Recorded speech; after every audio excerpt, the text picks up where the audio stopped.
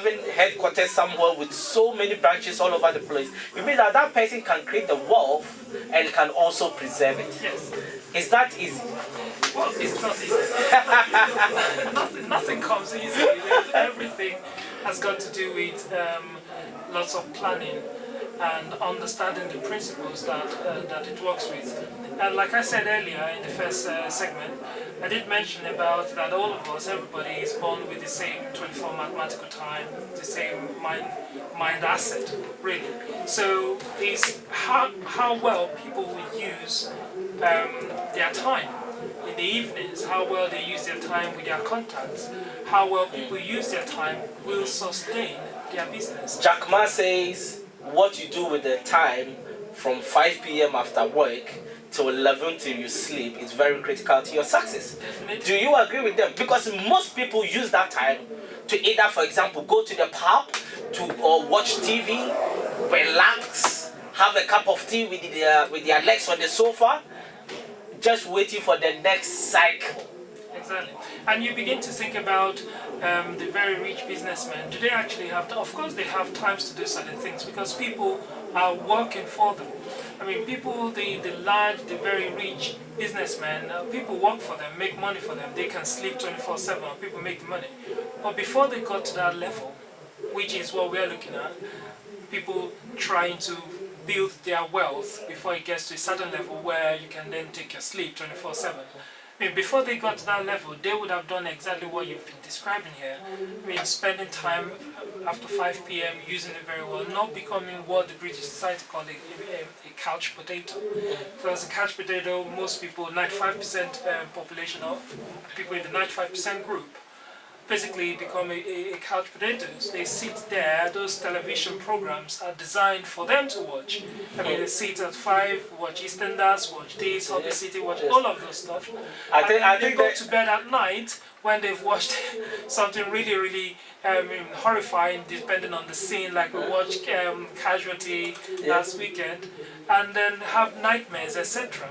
But the businessmen don't have time for that. I think like that, yeah. I think there's another one called Bake Off that started on BBC. I think the viewership was over 10 million or something. Huge numbers of people watching this program live. Now the point is that there's one thing that it really worries me about having a job in relation to entrepreneurship. On a Friday, everybody is happy to leave the job and relax for the weekend.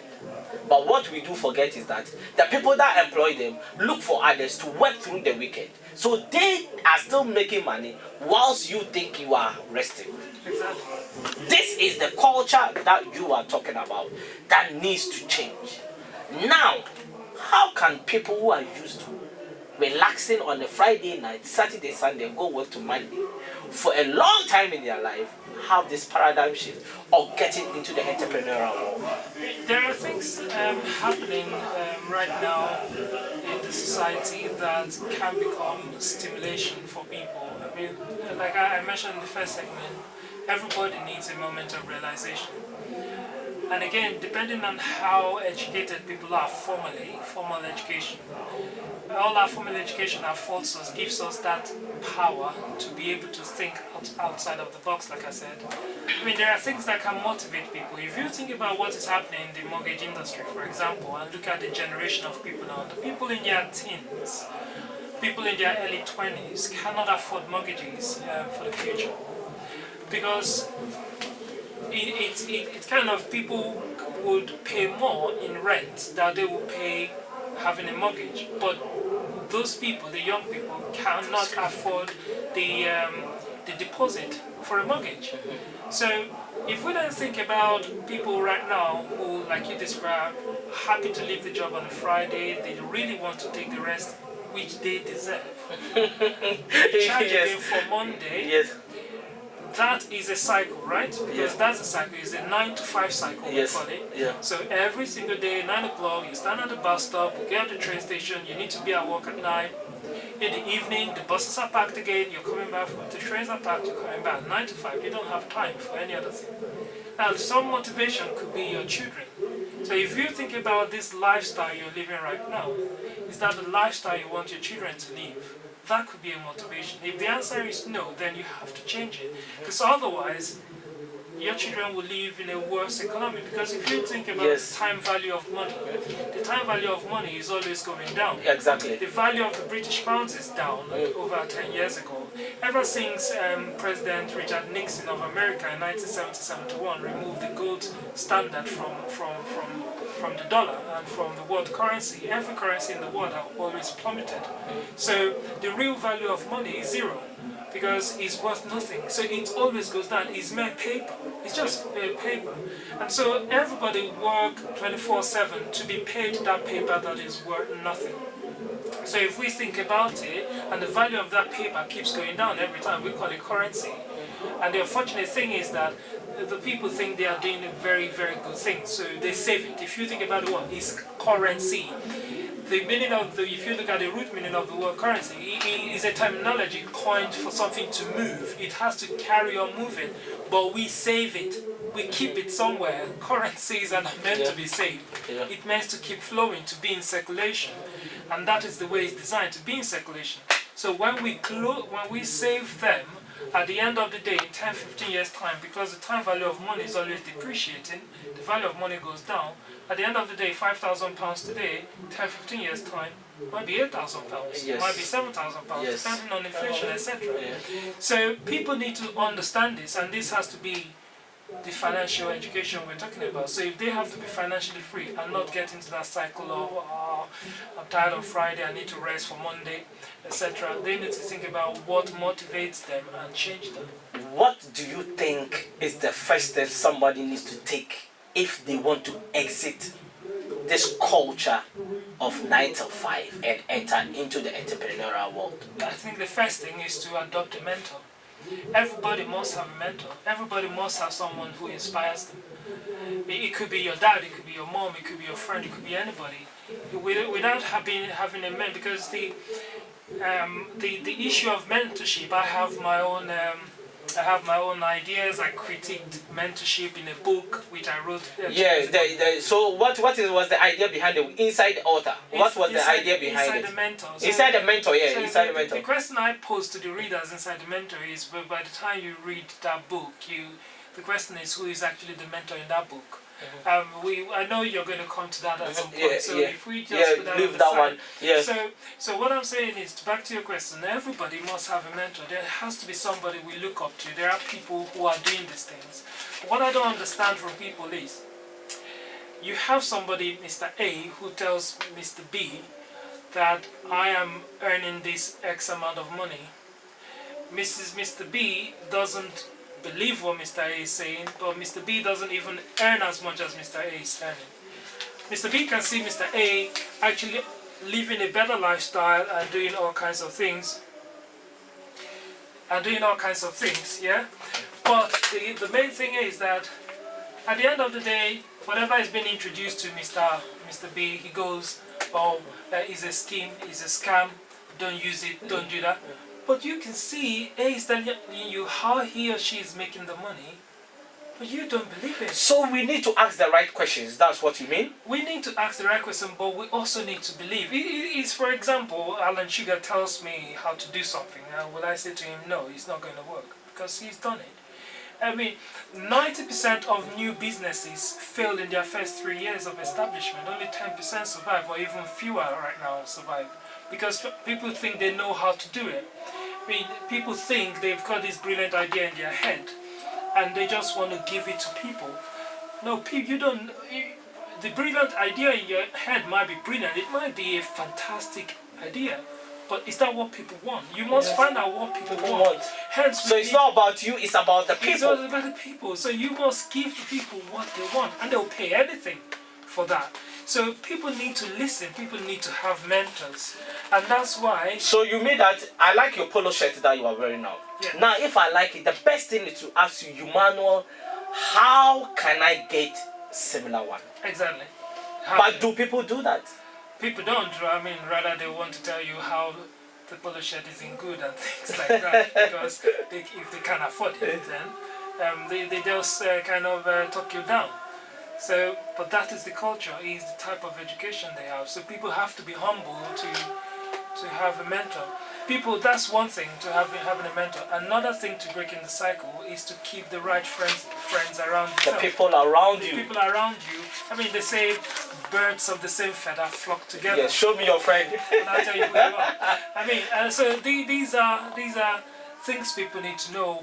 If I move out with people that go with pubs, I will always end up in a pub every time. Not to say going to pub is wrong, but I'll always end there, and I wouldn't learn. They say education from there. They say if you've got 10 friends who smokes, right? You are probably going to be the 11th one. Exactly. Straightforward, isn't You it? have to. So the people you surround yourself with is very critical as well. Yes. So the people you talk to must be like minds who want to do exactly the things you are aspiring to do.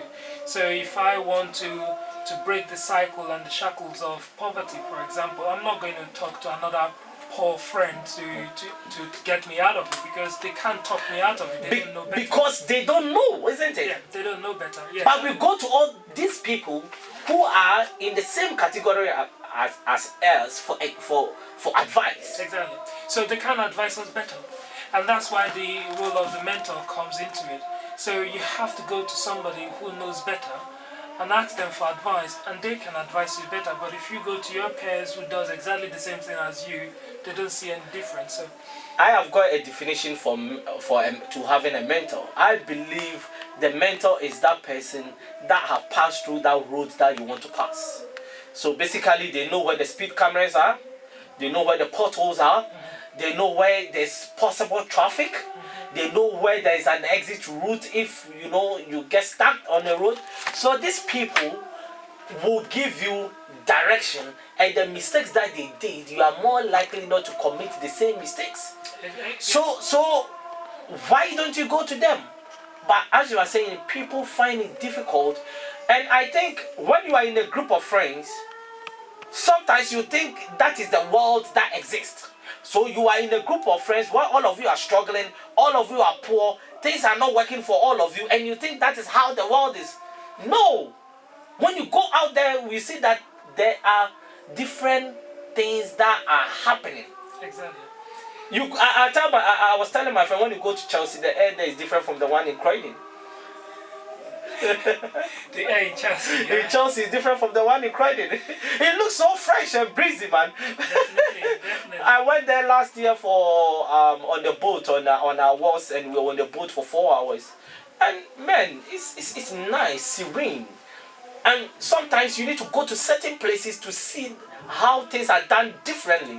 Then you will realize that where you are now and the people you surround yourself with is not what exists in the real world. People are also making a difference in the real world. Yeah. I mean, you're absolutely right. There are lots of people who make a lot of differences, and so people who don't surround themselves with the right people cannot get out of that cycle. You invite people to business seminars, they'll give you 101 reasons why they can't attend it, but at the same time, they still complain to you the following day that they are broke. But you want to show them a way of getting out of it, but they don't want to. But these same people are the ones that went to the classroom every single day of their life for 4 years to get a degree, still struggling, and an opportunity for you to go for a business seminar, probably for 2 or 4 hours, and you still complaining. It means that paradigm shift is difficult for people. It is difficult for people, and of course, remember, everybody has got this aspect of themselves, which is the willpower. I mean, if the willpower isn't there, there's nothing you can do. And there are people whom you cannot just move them. They know they're in a critical situation. The situation isn't good at all, but you can't move them because they feel they're in a safe environment. That is their comfort zone, and they can't come out of it. There are people who cannot take any level of risks at all. So for those people, there's nothing you can do. And what I say to people that I speak to, whether they are young, my mates, or older, is basically don't align yourself with such people, because they will drag you down. And sometimes you begin to wonder why the rich people, the very rich people, marry another rich person, or marry the son of a rich man marries the daughter of another rich man. Why should they have to go and marry a poor person anyway? Yeah, because if you look at it, if you have hot water and you pour cold water in it, you're going to make the water warm. Oh, yes. So why would a rich man want to betroth their son or daughter to a poor person when they know when they go there the poor mentality is going to drive the business down? So it means that it's a principle. It is a principle. I mean, but people take it differently, isn't it? We can't change the reality. No matter how they take it, you can't change the reality. It is true. The example of the hot water and the cold water is true. If I want to keep my water hot, I need to pour another hot water, boiling hot water into it to keep it the same temperature. And that's the same way the rich people see it, and people think about it as them being selfish. No, it is financial education, because if they want to have generational wealth they can pass on and on and on to each other generation. They don't want that hot boiling water for the temperature to drop, so they must keep it at a particular level. So, I mean, that might be an extreme I think this example. is a very eye-opener. It's an eye-opener. It might be an extreme example. If you permit me to interpret Matthew, the Bible, for those who read the Bible, yeah, go on. Interpret Matthew 25. It's called the Matthew principle, and of course you look at it where Jesus was saying that to those who have more will be given to them, and for those who have little, the little they have will be taken away from them and given to those who have more. Does it mean that they refuse to invest? And that is about the talent, isn't it? Yeah. Under the parable of the talent. So we are looking at the fact that something which is happening all over the world, that is backed by scriptures. If I interpret it like that, there is a psychological interpretation, there is a social interpretation, there is a financial interpretation to this, and all it is the rich is getting richer, the poor gets poorer. If the little the poor would have will be taken away from them and given to the rich because they have sown their own seed, that means the poor person, whatever they have is taken away from them because they cannot nurture that talent given to them. It has to be given to the one that is trusted, who can nurture it, and that one gets richer and the poor gets poorer. And that's why the rich will carry on doing what the rich does and they will keep on being rich. The poor will carry on doing what the poor does and they get poorer. If I give you an example straight away on that, is if you think about the rich person, if they want to talk about something else, they talk about ideas, they brainstorm about how they need to make new ventures and things like that. So they talk about inspiring how to go to the next level. Yes. But the poor people only talk about barbecue. The rich people.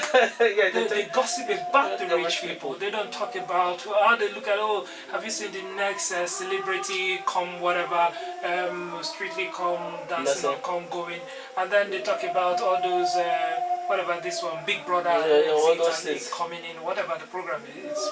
That's all they gossip about. They have time for gossip, whereas the rich people are thinking about new ideas. So there's a difference between story and high story. So I mean, this is where we want to be. You talk about stories or talk about the new ideas. I was speaking somewhere and I said, you have clapped for people for far too long. When will people start clapping for you? Exactly. So these people sacrificing their time for other people. But I think you are making a great point with this talenting, that those that they didn't invest, it was taken away from them and being given to the ones that invested. So it means that this brings me to something about resources. And the talent that was given to them was a resource, right? Now, when you talk to maybe 100 people, out of 90% will say, we didn't start because we didn't have the resources. How much resources is enough and how much resources is not enough for you to start your entrepreneurial dream? The first thing people need to know is that if I come to talk to you about a particular thing, you have exactly the same resource that I have, but you haven't tapped into it. And that resource is first the asset of the mind and the asset of time. We've got exactly the same thing. I mean, listen to this, right? You are trying to tell me the first thing resource they have is the asset of the mind and asset of the time. That's it. Why haven't you mentioned money? Because money is the first thing that comes to everybody's mind that wants to start an entrepreneurial dream. Listen, you meet somebody today, next 5 years, you ask him, why haven't you started that dream you talked to me 5 years ago? And the first thing that comes to mind is, I don't have the money.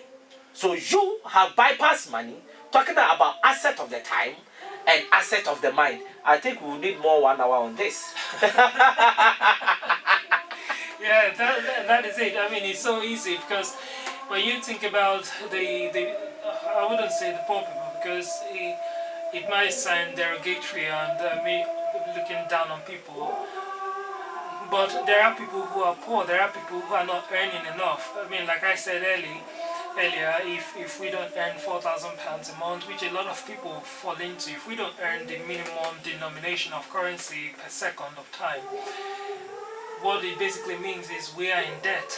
And if we're in debt, we need to change it. And so what people see first is the money. They see the end point, but they don't see the road that leads to the end point. So money is the end point. Money is the goal. That's what people want. I mean, people say it's not all about money. Okay, yeah, fine. Walk into Tesco, I'm going to carry shopping, I don't pay for it. Everything it has to be about everything money. Is money. It has to be about money. So if we are then talking about financial freedom, the right education, then it has to be about setting yourself free. Money doesn't I'm not saying money brings absolute happiness. It doesn't. But money can make you get the things you want for yourself and for your children and for the generations to come. And it could help you to also assist other people. Emmanuel, I think money in our generation, money solves a lot of issues. Of course, undoubtedly. It is not totally in entirety what you need in this world to be happy, but it solves a lot of issues because everything in our generation is money. I know. That's what it has become, unfortunately. Yes. Yeah. So you need it to survive. Now, asset of time. Let's go about that one. Let's talk about that one. Asset of time. So what we're looking at here is that if we plug it out, well, when I speak in different platforms, we do very simple exercise and we tell people to write down on pen and paper, etc. We've got 24 mathematical hours, and we say to them, what exactly is compulsory that you have to do within the 24 hours? And we can come up with things like, I have to sleep. So we look at it. How many hours do you have to sleep? So maybe people say 7, people say 8, people say 9. So we say, okay, shall we go for the middle? So 8? Yeah, okay, 8. So if you took 8 out of 24 hours, you've got 16 hours left. Yes. Okay. Out of the 16 hours, what else must you do compulsorily? I have to eat. Okay, morning, afternoon, night, you have to eat, yes. How many minutes do you have to eat? An hour and a half? Is it?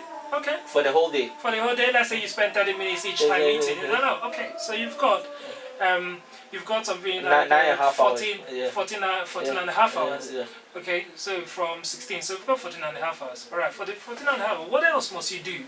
And some people will say watch TV. No, you don't have to watch TV. It's a choice. It's a choice, yeah. Yeah, so it's something that is a must. And by the time you look at it, what do you have to go? Wash yourself, use the bathroom, go to... Yes, all things that are necessary, fine, you have to do them. Or maybe go to work. Yeah, go to work. How many hours do you go to work? 6 hours a day. So we've got 14 and a half hours, take away 6 hours. So how many are we looking at? Maybe 8 and a half hours or 9 and a half hours, whatever it is. You have to wash yourself, etc. 1 and a half hours, whatever it is. So by the time we look at it, we come down to we exhaust everything that is compulsory. And people will always end up having something like about 8 hours left with them after they've actually slept. Remember, they must have slept 8 hours, which is compulsory. They must have gone to work, which is compulsory. They must have eaten, which is compulsory. Use the restroom, use everything, which is compulsory. And do okay. Some people say, oh, make phone calls, chat with friends. No, it's a choice. It's a choice. So by the time we finish, people always have 7 to 8 hours to them. So the question is, what do you do with those time? Yes. What do you do? Can you sit down and put your ideas down, write a book?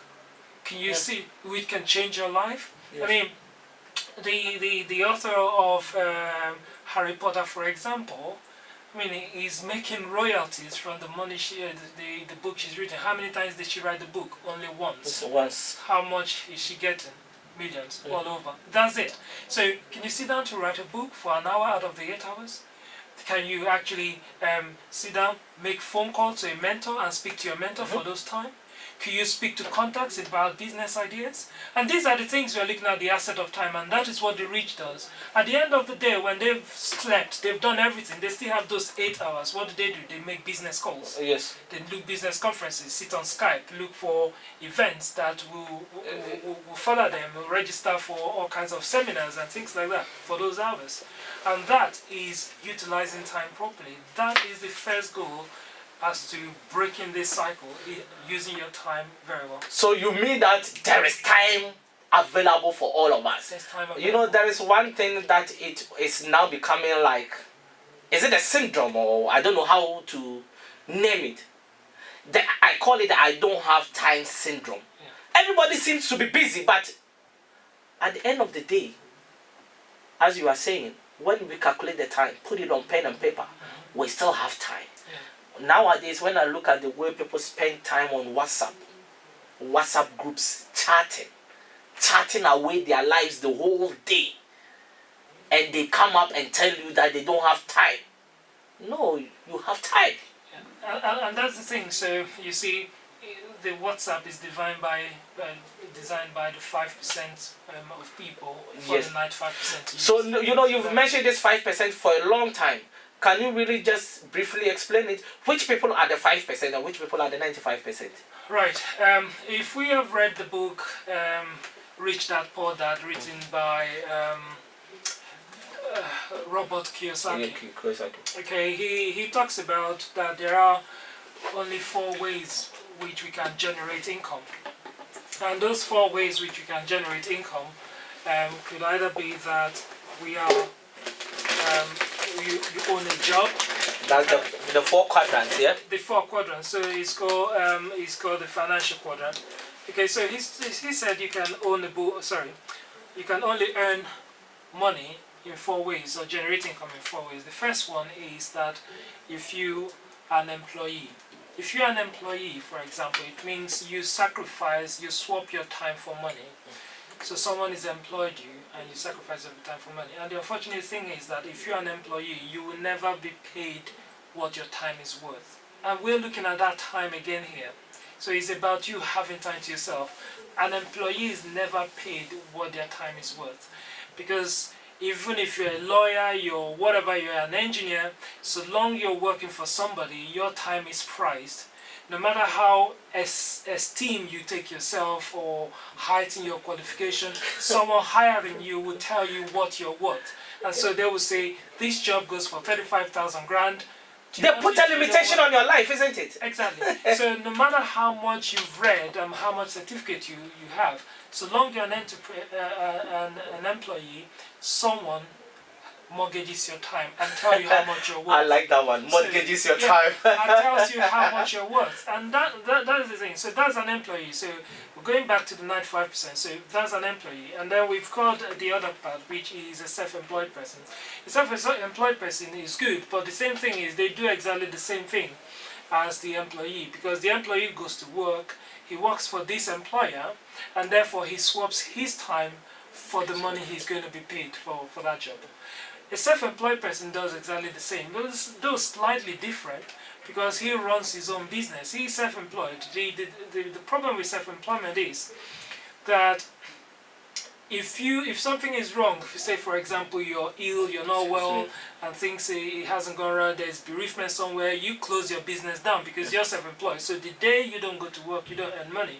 And therefore, self-employed people tend to spend so much time in exchange for the money they'll have, so they can keep their businesses open for longer and things like that in exchange for the money they're going to get. It is better anyway if it's working well in a business sense, because that's at least the first stage of getting out of poverty, is to think as an entrepreneur. Though it's not easy, but to think as an entrepreneur is the first step. So by the time you look at it, 95% of the population are either employees or self-employed person. Those are the 95 people with it, because they swap time for money. And so you have 95% of people in any one population that always swap time for money. And it's designed by the state because that's the only way they can generate income and raise tax and pay off the national debts. So the more there are people in that group, the better the government will be, the happier the government is. So they will design the system to keep people in that loop, right? And when you then look at the 5%, so we have business owners. So these are people who own jobs. For tax purposes in the UK,